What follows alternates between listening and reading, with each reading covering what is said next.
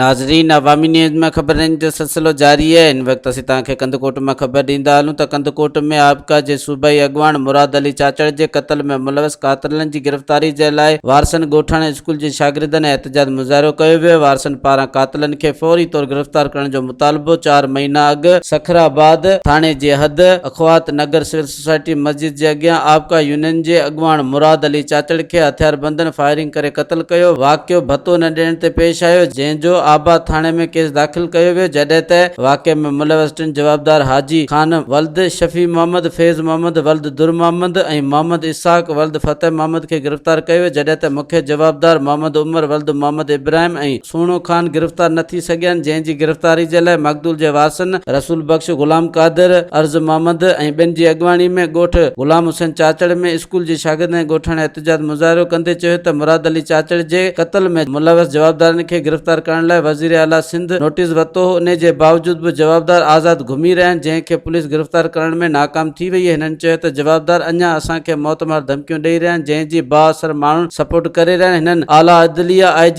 Sindh SSP Sukkur खां मुतालबो कयो त मथे ॼाणल जवाबदारनि खे फौरी तौर गिरफ़्तार करे असांखे इंसाफ़ फराहम कयो वञे। मज़ीद खबरों और तफसीलात के लिए विजिट करें हमारी वेबसाइट www.awamiNewsHD.com।